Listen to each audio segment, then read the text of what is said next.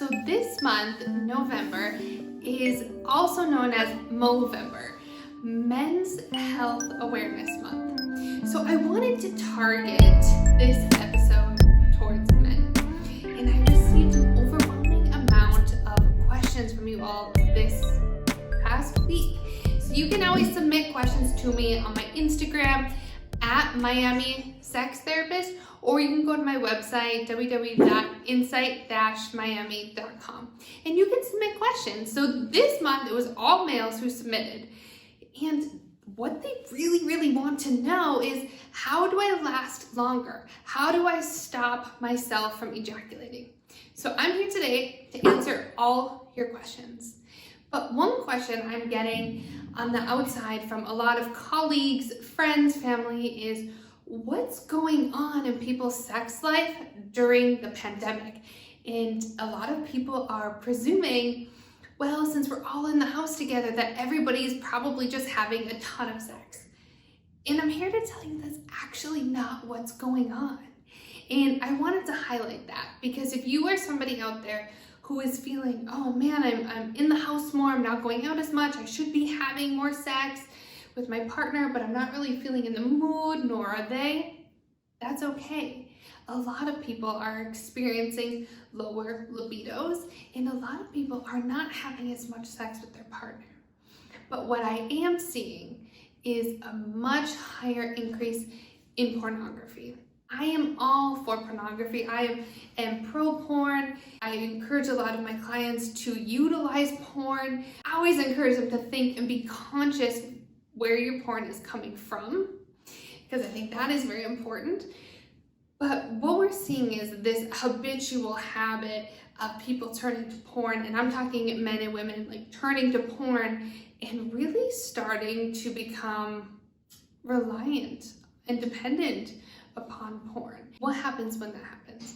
Well, when we watch so much porn, we're actually training our brain to have that orgasm when something is very stimulating, when something is very erotic.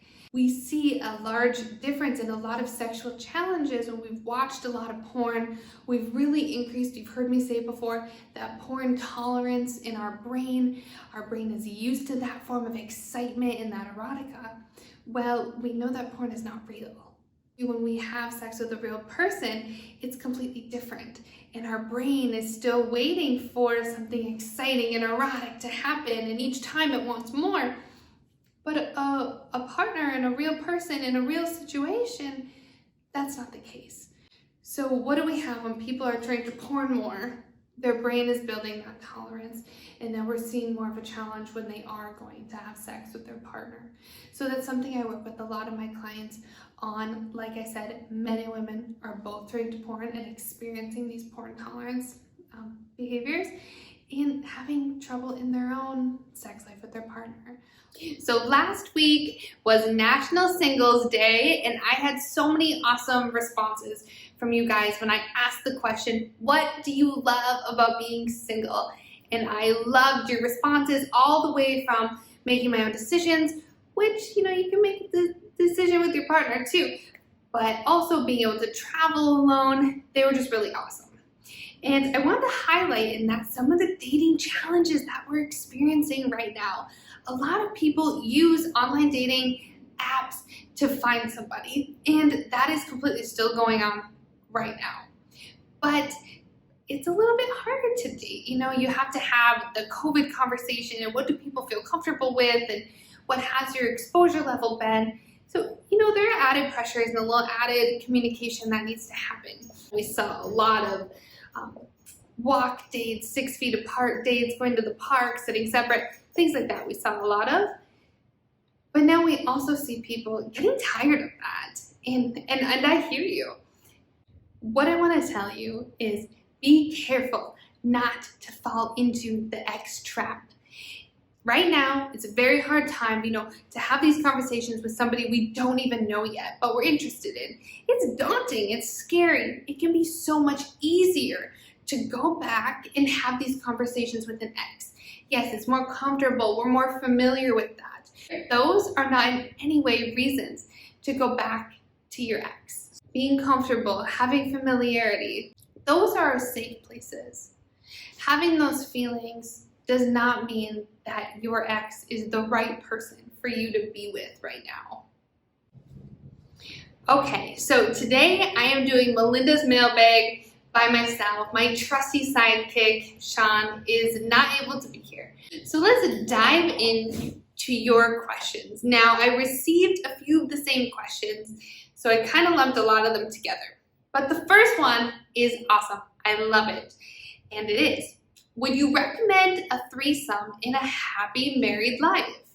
Me and my wife wish to, but a lot of people recommend against it. Thanks.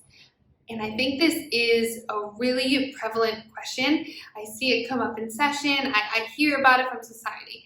And my first response, my common response to give to you is only have a threesome with somebody that you're married with in the third party when you are in the best place in your marriage. Don't hope that a threesome is going to fix anything. You know, falling into that trap, a lot of people feel, oh, if we have a baby, that will help us get over some of our challenges. A threesome, a baby, they will not help you get over your challenges. So only think about a threesome within a married world if you are in your best place. That means you feel completely comfortable in communicating your feelings and thoughts to your partner. You feel completely open sharing with them. You feel completely confident in yourself and in your marriage. These are reasons and ways that you can then step out. But if you're really hoping that a threesome will fix anything or bring you closer, it oftentimes doesn't. It oftentimes actually tears up that marriage. One tip I want to leave, and I tell all my clients is prep yourself for that moment. Prep yourself. What is it going to feel like to you knowing that my partner is having sex or having sexual activity with somebody else? How do I feel about that? What is that moment going to be? Because it really can be traumatizing for a lot of people and a very unexpected response. All right, my second question. Hey, I saw your Instagram. Can you give me advice on how to last longer and keep an erection? So this was the popular question of the week. All you penis owners, you wanted to know how to stay hard and last longer.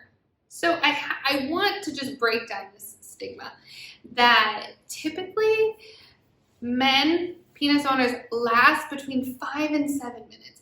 That's average. So men right now, I think, are under this pressure of that they have to always be ready to have sex, and they have to last as long as their partner tells them to, and they have to always be completely hard.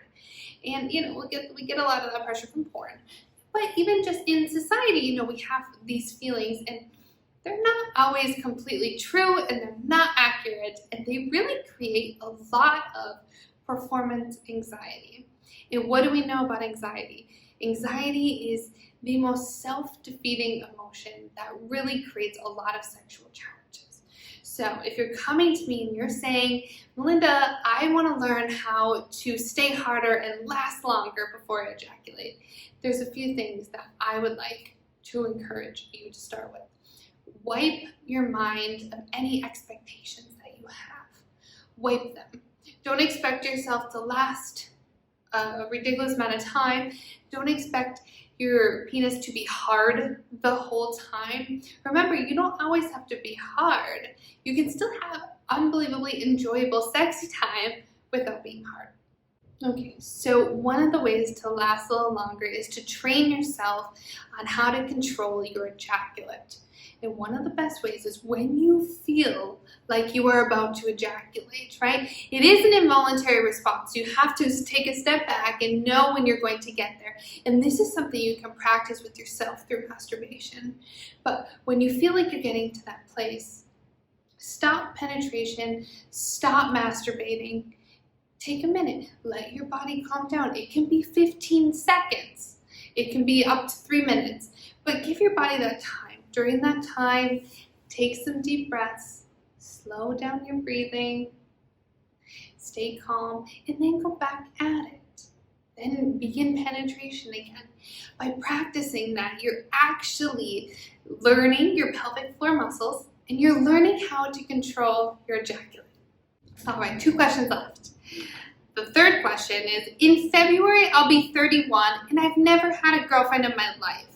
Is it time for me to give up and stay single? I think this is a lot of people. A lot of people haven't had that serious relationship. And my question to them is, what type of partners are you looking for?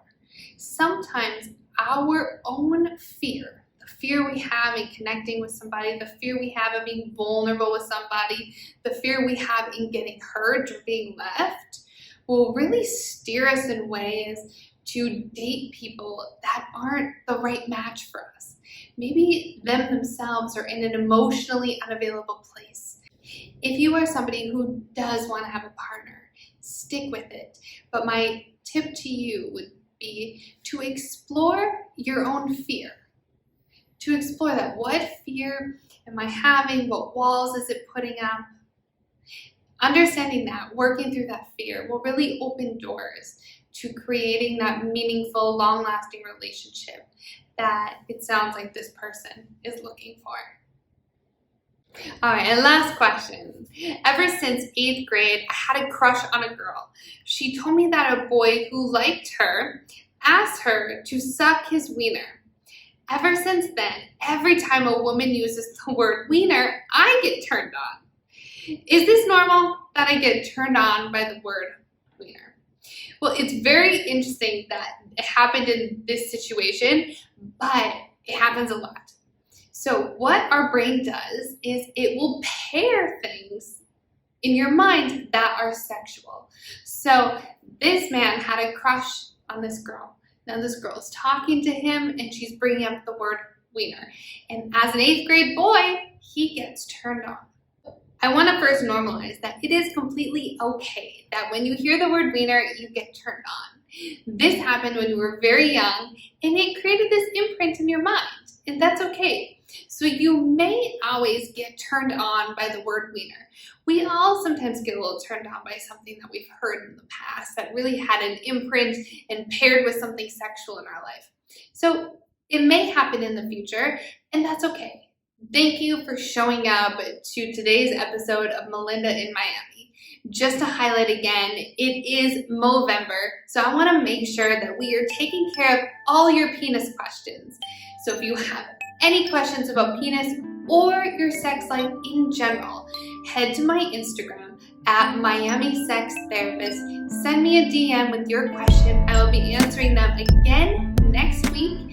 You can also check out my website at www.insight-miami.com. Fill out the form, super easy. Put in your question. Can't wait to hear from all of you.